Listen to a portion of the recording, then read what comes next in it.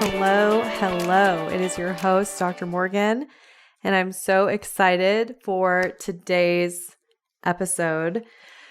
We are going to dive into a topic that is incredibly important for every single part of your life, and this is an area that could be impacting you and you don't even realize it. And this is something that certainly impacted me in my younger years. Before we dive in, I do want to make sure you know that I have a totally free attachment style quiz where you can take the quiz to find out your percentage of anxious, avoidant, secure.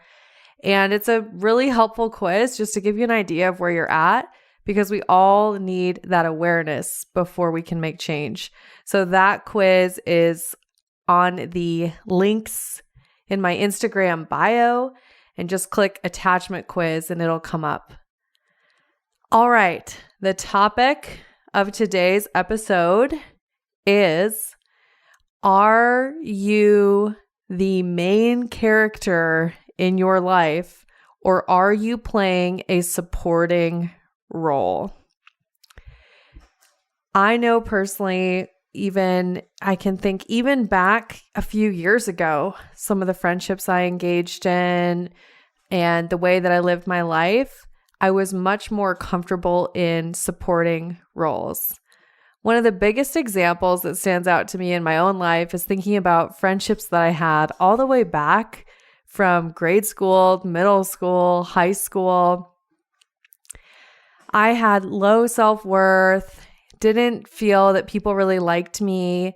And I, growing up, had felt like the only way that I can get people to want to hang out with me or spend time with me is to make sure that I am meeting their needs in some way, or helping them in some way, or taking care of them in some way, supporting them, right? And constantly prioritizing them. And of course, this was unconscious for me. It's not like I knew I was doing it, but as a young girl, I didn't feel that I deserved the same support that I would so freely give to others. I can think of one friendship in particular where she was very beautiful, well-liked. All the guys wanted to get to know her. And this is in high school, and I was very insecure about how I looked and didn't think anyone liked me, and I would never get asked out to prom, etc. And this girl, she's beautiful. She had just moved to town, and we become friends. And I remember that friendship very vividly. And I remember thinking, wow, she wants to hang out with me? What do I have to do to make sure that we can stay friends, right? And I would go and help her pick out her clothes and help her get her hair done and listen to all of her boy drama. I remember I was even the go-between between her and the boys that she liked. I was kind of like a jock, athlete, nerd in high school. I loved track and field, basketball, etc. And she was this popular, pretty girl and had all this attention that I knew nothing about. But yeah, I would know some of the guys who she was interested in, and I would be her go-between. I was her messenger. I was running her errands. And I think about this and I go, wow, I was playing the supporting role in her life. And take that example, and obviously it's just one example of many other relationships that I can think of that were non-reciprocal. There's going to be times where we give to people, we support people, we help them out. Absolutely, we want to do that.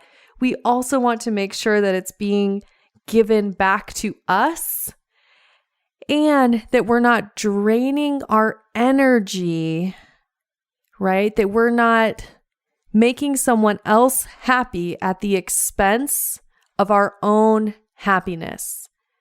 I will talk a lot about boundaried giving.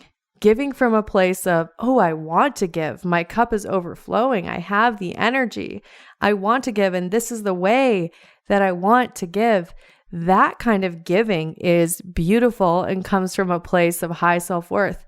If I'm constantly giving, not honoring my boundaries, wearing myself out, caregiving for other people, and it's coming from a place of I don't feel good enough and I feel worried that this relationship will end and this is what I need to do in order to be liked and to not be abandoned, then it becomes very problematic. So here's what I know. You deserve to be the main character of your life. You deserve to show up, take up space, let your feelings, your needs, your desires, your preferences be known. You deserve to have reciprocal relationships where you give to other people and they give back to you. You deserve to make the space in your life for those kinds of relationships to enter, right? It is very convenient to other people if you're comfortable with a supporting role. We can easily become doormats to people who they themselves are insecure, and they will sometimes feel that the only way that they know that they're worthy is if people are constantly giving to them and doing whatever they say, right? You can become very vulnerable to being taken advantage of, right? And you have to realize you get to determine what you're giving your energy to. You get to decide. I want to put my energy into my life, into honoring my needs, into honoring the way that I want to show up. And I get to intentionally give to people who also are able to give back to me. Right? And when we can give from a place of overflowing, it feels so good. But how many of you have, maybe it's happened to you for a season, maybe it's been your whole life, you are constantly giving when you don't even have energy for your own life. You are showing up to take care of other people's stuff when if you look in the mirror and you're honest with yourself about what's going on in your life, you are not taken care of. Giving to others can be very addicting because it does a few things. It will distract you from having to actually heal yourself and deal with your own stuff. It will also validate you. It'll help you feel better about yourself if people are saying, "Oh, I so appreciate you," etc. So you're getting this dopamine hits of validation.